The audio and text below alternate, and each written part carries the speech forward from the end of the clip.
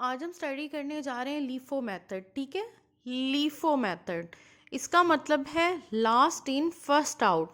पहले हमने स्टडी किया था फीफो मेथड। ठीक है, फर्स्ट इन फर्स्ट आउट। अब हमने स्टडी जो करने जा रहे हैं ये मेथड है कॉस्ट अकाउंटिंग का, इन्वेंट्री मैनेजमेंट और कंट्रोल का। सेकंड मेथड है हमारे पास लीफो मेथड। ठीक है, और जो सबसे ज़्यादा यूज़ होने वाला मेथड है वो हमारे पास है फीफो मेथड, लेकिन कंपनीज लीफो मेथड को भी यूज़ करती हैं। क्यों करती हैं? क्योंकि जो चीज़ें हमने लास्ट में सबसे पहले लेकर रखी होती हैं उनको हमने पहले जो है ना यूटिलाइज भी करना है। ठीक है, ताकि हम पेरिशेबिलिटी से बच जाएं। ये ना हो कि हमारी चीज़ें ख़राब होती रहें और कंपनी को या हमें नुकसान पहुँचे। डेली लाइफ में भी हमारे पास इसका यूजेज ज़्यादा है। तो हम एक छोटी सी एग्जाम्पल के थ्रू ये चीज़ें हमने चेक करनी कि कैसे जो है ना हम लोग लीफो मेथड जो है वो परफॉर्म करते हैं। सपोज कर लें कि अक्टूबर फर्स्ट की कुछ इन्वेंट्रीज है हमारे पास। अक्टूबर फर्स्ट की जो इन्वेंट्री है वो हमारे पास है, बिगनिंग बैलेंस है हमारे पास 800 यूनिट्स का, और 6 पे रेट पे हमने इसे सेल आउट किया है। अक्टूबर फिफ्थ की जो हमारे पास इन्वेंट्री है ये है परचेज 200 यूनिट्स एट $7। फिर हमारे पास 9th ऑफ अक्टूबर की ट्रांजेक्शन है परचेज 200 यूनिट्स एट $8। फिर 16th ऑफ अक्टूबर को है इशूड 400 यूनिट्स। फिर 24th ऑफ अक्टूबर को है परचेज 300 यूनिट्स एट $9। फिर 27th ऑफ अक्टूबर को है इशूड 500 यूनिट्स। ठीक है, अब हमने इसका एक फॉर्मेट जो है वो ड्रॉ कर लेना है। ठीक है, इसका फॉर्मेट हमने ड्रॉ कर लेना है। फॉर्मेट वैसे ही जैसे हमने फीफो मेथड का किया था। कैसे है जी? फॉर्मेट में क्या चीज़ें हैं? डेट हमने, फिर पर्टिकुलर्स, हम जो ये यहाँ पे पर्टिकुलर्स होंगे हमारे, क्या रिकॉर्डिंग हम कर रहे हैं वो देखेंगे। इसका हमने समरी जो स्टेटमेंट है वो भी इसी में बतानी है। उसके बाद रिसीप्ट्स हैं आपके, जो चीज़ें भी आपके पास ज़्यादा हो रही हैं, मतलब कैश या स्टॉक हमारे पास किसी भी वजह से बढ़ती है कोई चीज़, तो हमने वो रिसीप्ट में शो करनी है। इसके अलावा इशूड है। इशूड मतलब हमारे पास किसी भी वजह से, किसी भी रीज़न से कोई चीज़ में कमी आ रही है तो वो हमने इशूड में लिखनी है। उसके बाद जी हमारा बैलेंस हो जाएगा। ठीक है, क्लोजिंग। अब रिसीप्ट में हमारे पास 3 कॉलम्स हैं, इशूड में भी और बैलेंस में भी। रिसीप्ट में क्वांटिटी, जो हमारे पास जितनी क्वांटिटी होगी, रेट जिस रेट पे हम सेल आउट करें, अमाउंट इसकी टोटल हमने कैलकुलेट कर लेनी है। इसी तरह इशूड की भी है क्वांटिटी, डेट और क्वांटिटी, डेट और अमाउंट। ठीक है, और बैलेंस, बैलेंस में हमारे पास है क्वांटिटी, रेट और अमाउंट। ठीक है, अब हम क्या करेंगे? अब हम देखते हैं कि पर्टिकुलर्स में चले जाएंगे सबसे पहले। ठीक है, पर्टिकुलर्स में सबसे पहले हमने क्या चीज़ फॉलो करनी है? पहली पहली अक्टूबर फर्स्ट, ये है जी बिगनिंग बैलेंस। बिगनिंग बैलेंस लिखें या आप इसको ओपनिंग बैलेंस का भी नाम दे सकते हैं। ठीक है, यहाँ पे जी 1 अक्टूबर। अब क्या है यहाँ पे? Opening balance.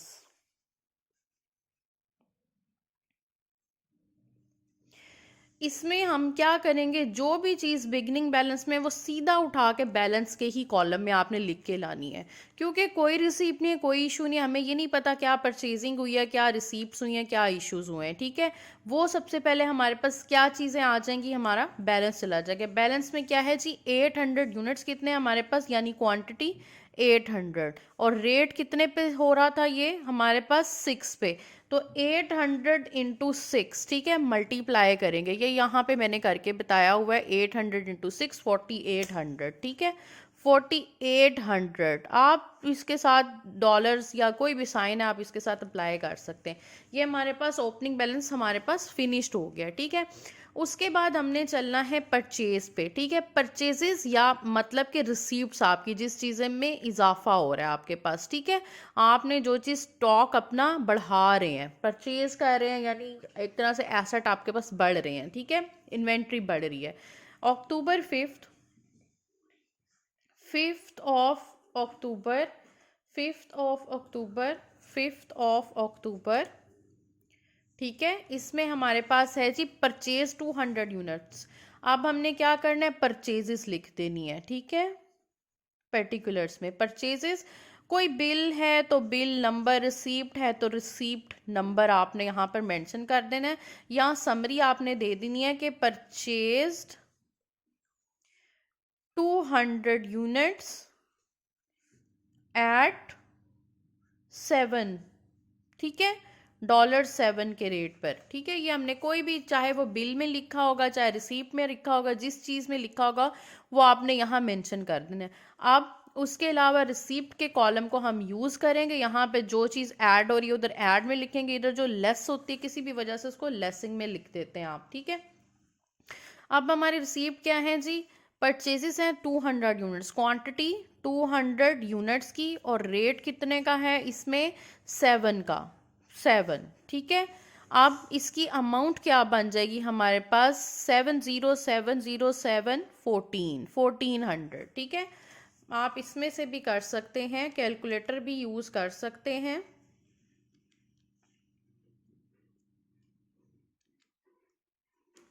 ये देखें, ठीक है, कैलकुलेटर यूज़ करना साथ में ज़रूरी है।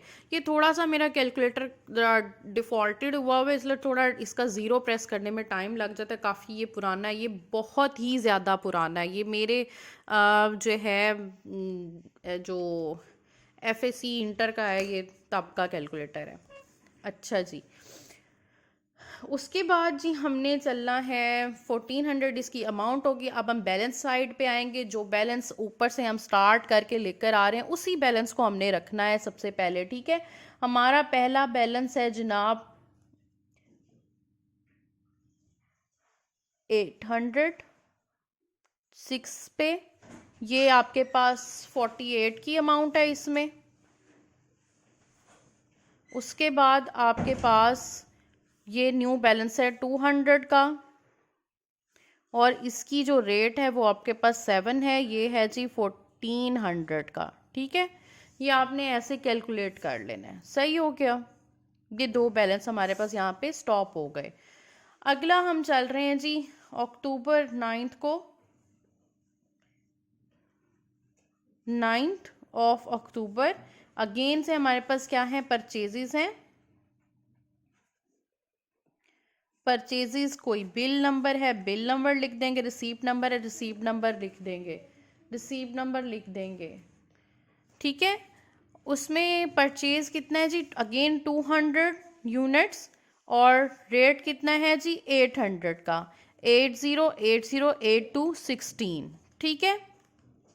अब अगेन से ऊपर से नीचे बैलेंस हम अप कर लेंगे, स्टार्टिंग में 806,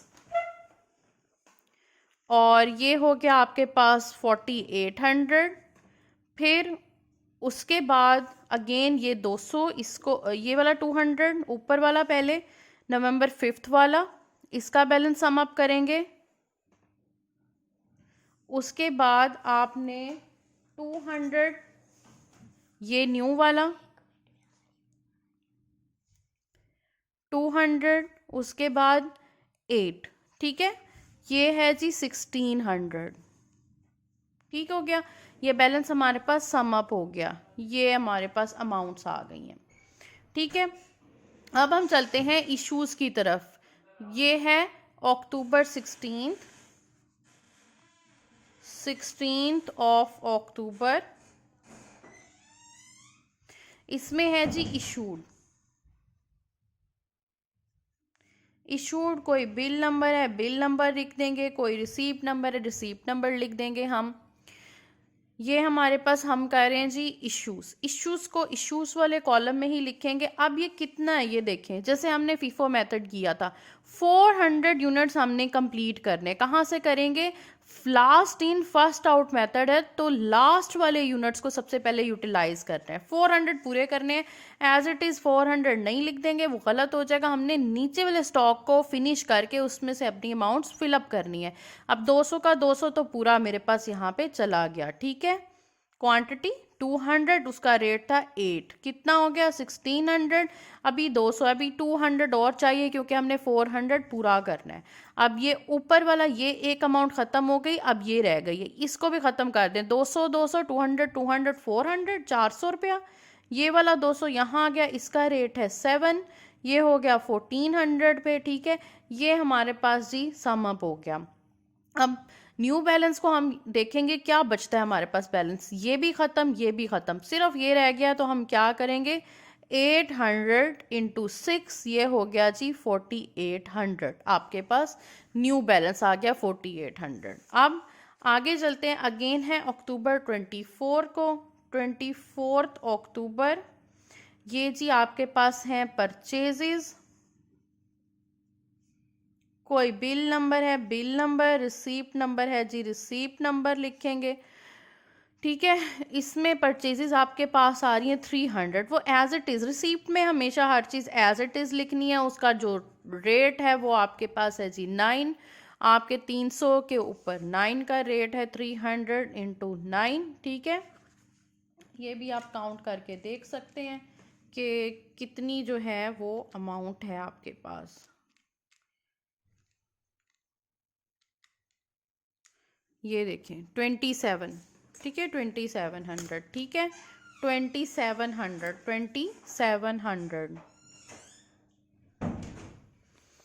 2700 ये अमाउंट आ गई। अगेन इस बैलेंस के साथ इसको मर्ज कर देना है, 800, 640, 800 और 300 इंटू 9, 2700, ठीक है, 2700 सही हो गया, 2700। ठीक है, उसके बाद आपकी लास्ट जो अमाउंट है वो बच गई आपके इश्यूज़ की, वो है 27 अक्टूबर। वो हैं आपके पास इशूड, कोई बिल नंबर है, बिल नंबर, रिसीप्ट नंबर है, रिसीप्ट नंबर। ठीक है, इशू करने आपने कितने, 500 यूनिट्स। तो आप देखेंगे हमारे पास यहाँ से कितने यूनिट्स आपके पास आएंगे। Last in first out method है, लास्ट के यूनिट्स हमने देखने क्या है, 300, 300 का पूरा 300 यहाँ पर हम लोग दे देंगे।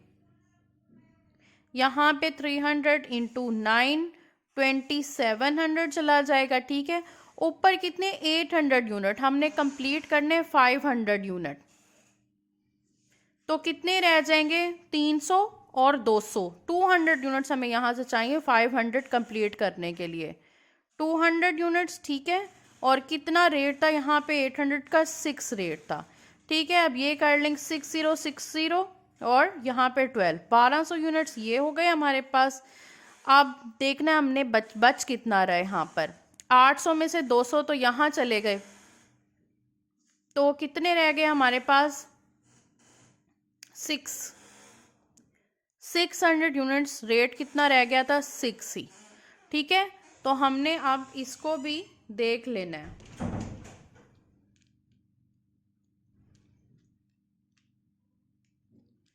सिक्स जीरो 36, ठीक है, 36 यूनिट्स हमारे पास यहाँ पे रिमेनिंग हो गए, बच गए हैं। तो ये हमारा जो है स्टॉक आ चुका है। अब ये देखें हमने क्या करना है, ये हमारा क्वेश्चन सॉल्व हो गया है। We have ending balance is 3600, you can see here 3600। अब एक हमने बैलेंस काउंट करते हैं हम, जो हमने देखना है कॉस्ट ऑफ मटेरियल यूज्ड। ठीक है, हमने क्या लिखना है, कॉस्ट ऑफ मटेरियल यूज्ड।